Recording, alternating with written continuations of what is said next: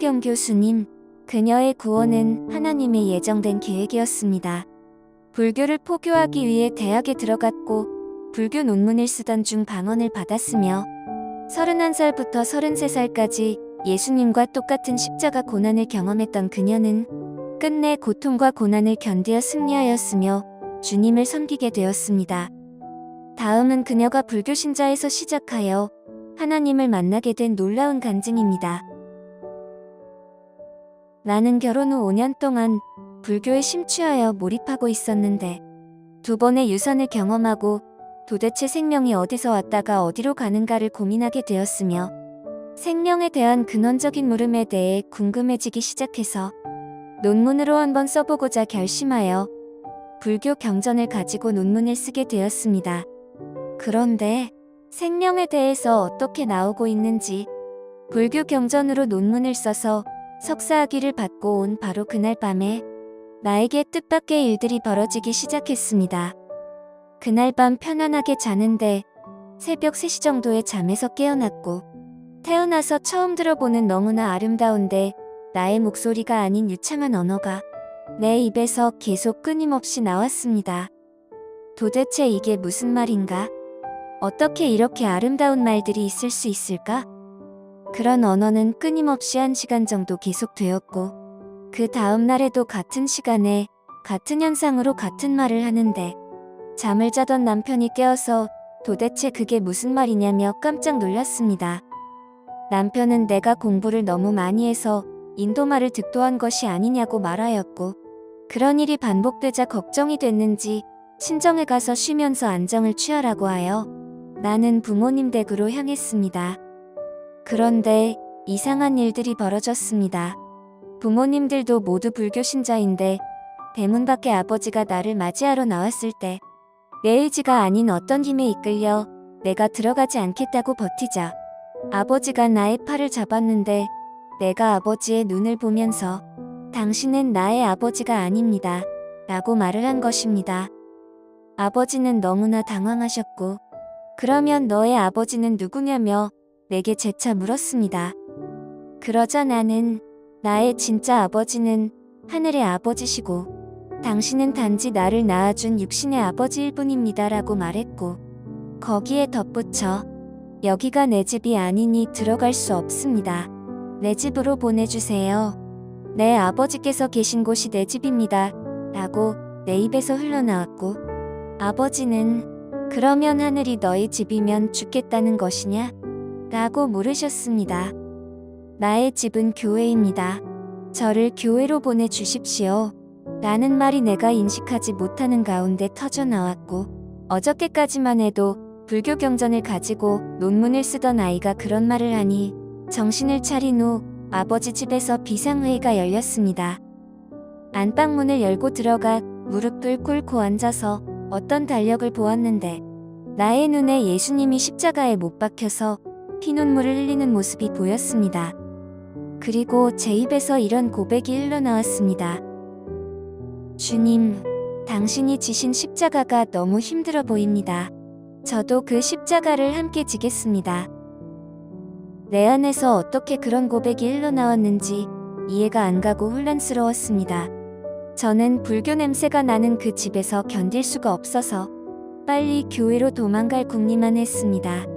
가족들은 제가 이상해졌다고 생각해 방문을 잠그고 집 밖으로 못 나가게 했는데 내가 물그릇을 던져 손목을 다치는 일까지 벌어지자 경계는 더욱더 심해졌습니다. 저는 식구들이 한눈 파는 사이 창문을 넘어 맨발로 교회를 찾았습니다. 20년 동안 한 번도 교회에 가본 적이 없었는데 교회 문을 열고 들어가자 그 자리에서 그냥 쓰러졌습니다. 당시 부목사 되시는 분이 어떻게 왔냐고 묻자 나는 기도하러 왔다고 했습니다. 자리를 잡고 앉아서 기도를 하는데 며칠 전 입에서 나왔던 나도 모르는 언어들이 다시 마구 흘러나오기 시작했습니다. 그런데 이번에는 한국말로 나오는데 내 입에서 나오는 말들은 너무 어려운 말들이어서 다 기억할 수는 없었고 다만 항상 기뻐하라, 쉬지 말고 기도하라, 범사에 감사하라 라는 말씀만은 짧게나마 기억할 수 있었습니다. 옆에 있는 그 부목사님은 어떻게 신약을 그렇게 꿰뚫고 있냐고 놀라시며 물으셨고, 너무나 평안해 보이는 어떤 자매가 나에게 다가왔을 때 내 입에서는 이런 말이 나왔습니다. 누가 내 친형제요? 누가 내 자매인가? 누구든 저 하늘에 계신 내 아버지의 뜻대로 하는 자가 내 형제요, 자매요, 어머니이니라 하시더라. 집으로 와서는 창문 밖에 보이는 빨간 십자가를 보며 무릎을 꿇고 기도했습니다. 원래 내가 하나님의 자녀였는데 그동안 깨닫지 못했구나 라는 생각이 들었고, 그 이후로 저의 몸에 엄청난 고통이 왔는데 나중에야 그것이 십자가의 고통임을 알게 되었습니다. 가시로 된 면류관을 쓴 것처럼 머리에 못을 박은 것 같은 고통이 왔으며, 너무나 고통스러워 머리에 있는 가시와 못을 좀 빼달라고, 내 손과 발에 못이 박혀 있다고 소리를 질렀습니다. 가족들은 모두 혼란스러워하며 안절부절 못했고, 남편은 하던 병원 일을 후배에게 맡기고 밤을 새워가며 저를 간호했습니다. 그 고통은 말로 형용할 수가 없어서 온 병원을 다녔지만 가는 병원마다 아무 이상이 없다는 말만 되풀이했습니다. 양쪽에서 세 사람이 부축해야 겨우 움직일 수 있었습니다. 그러던 중 아는 후배에게 연락이 왔는데 그의 어머니가 중환병으로 돌아가신다는 소식을 전해왔습니다. 저는 그때 하나님께 그의 어머니를 살려달라고 간절히 기도를 했는데 갑자기 이런 음성이 들려왔습니다. 내가 정말 그렇게 하면 나를 믿겠느냐? 그 후 회복될 가능성이 없었던 그의 어머니가 기적적으로 살아나셨고, 그리고 그는 목사님이 되었습니다. 저는 그때까지도 나의 고통을 이해할 수 없었고 어떠한 확신이 없었습니다. 수년 동안 불교에 뿌리박고 있었기에 그 고통을 이해할 수 없었고, 눈앞에 작고 십자가의 예수님만 보이고 아프니 어떻게 해야 할지 몰랐습니다. 그 후 얼마 뒤 목사가 된 그 후배가 날 찾아왔는데 주님의 마지막 사명이라는 음성을 듣고 내가 있는 곳으로 찾아왔다고 말했습니다. 그는 나의 이 고통이 하나님의 영광을 위한 것이고 하나님이 곧 고쳐주실 것이라고 위로했으며, 교회에 나갈 것을 권유해 함께 교회에 나가고 새벽 기도와 금요 철야에도 참석했습니다. 하지만 너무 아파서 교회에 못 가는 날이 많았고, 그럴 때마다 많은 분들이 오셔서 기도해 주셨습니다. 어느 날 너무 심한 고통으로 힘들어하고 있을 때 겨우 밖에 물을 먹으러 나왔다가 갑자기 내가 그동안 하나님을 대적하고 살았구나, 아무것도 아닌 불교에 심취했었구나 라는 생각을 하면서도 육체적인 고통이 너무 심해서 이렇게 아파서 고통받느니 차라리 죽는 게 낫겠다라는 생각이 강하게 들었습니다. 이 고통이 지옥보다 더 끔찍한 고통일 거야 라고 생각하며 아파트 7층에서 아래를 내려다 보았습니다. 숨을 한번 크게 쉬고 나는 밑으로 후다닥 뛰어내렸습니다. 그리고 눈을 떴을 때 목사님이 나의 목과 머리를 받치고 있었는데 그가 평안하게 천사 같은 모습으로 눈물을 흘리고 있었습니다. 그리고 그는 내가 눈을 뜨자 이렇게 말했습니다. 저를 따라하세요. 나는 앞으로 하나님의 영광을 위해서 살겠습니다. 다시 의식을 잃은 저는 얼마 후 다시 깨어나게 되었는데 이번에는 남편이 저를 바라보고 있었습니다. 남편은 저를 보고 이렇게 말했습니다. 우경아, 살았어. 기적이래. 하나님께 감사해. 나는 순간 내가 7층에서 떨어졌기 때문에 분명 장애인이 되어 있을 것이라는 생각이 들었습니다.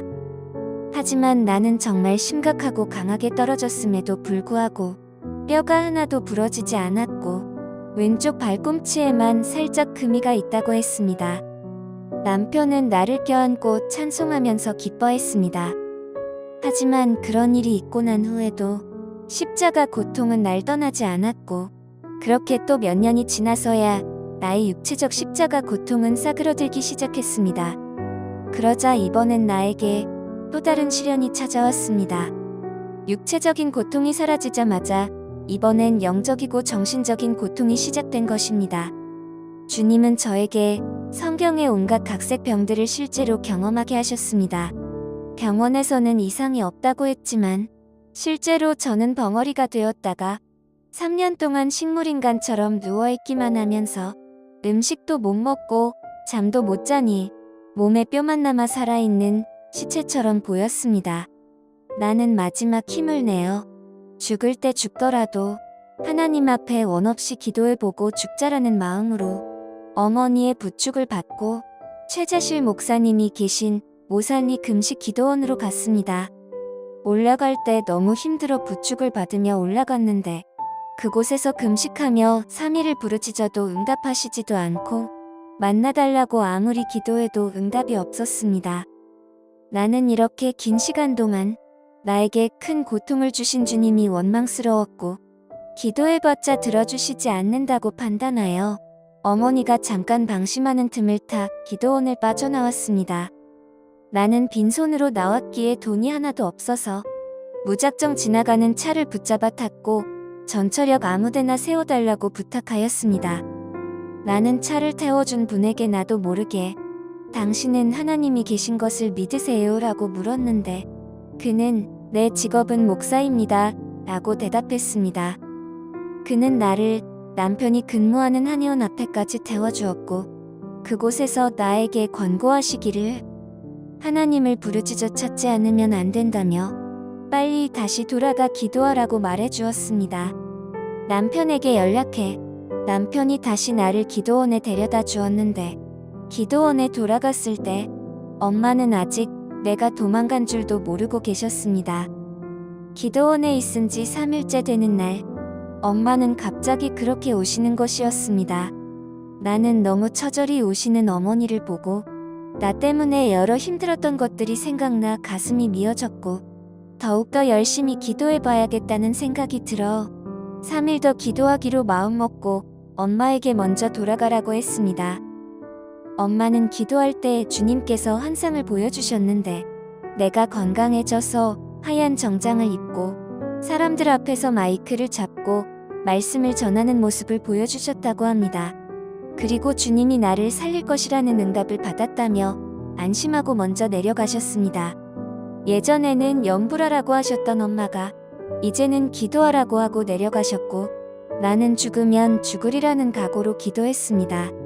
그렇게 간절히 기도하다 6일째 되는 날 나는 철야 예배 때 그동안 지어왔던 모든 죄악들과 하나님을 대적했던 논문들을 썼던 것들을 온몸으로 회개하고 하나님이 살아계신 것을 몰랐다며 부르짖으며 고백했습니다. 그리고 회개할 때에 온몸이 불같이 임하는 성령님을 경험하였습니다. 내 입에서 하나님은 사랑이시라는 말이 제일 먼저 나오면서 사랑하는 딸아 잘 참았다라고 말씀해 주시는 하나님을 마지막 날 인격적으로 만나게 된 것입니다. 그 후 나는 나를 감싸고 있던 육체적 정신적인 고통에서 완전히 해방되었으며 주님이 엄마에게 보여주었던 환상의 모습대로 마이크를 잡고 하나님 나라를 확장하고 생명을 살리는 일을 해나가고 있습니다. 살아계신 주님을 찬양합니다.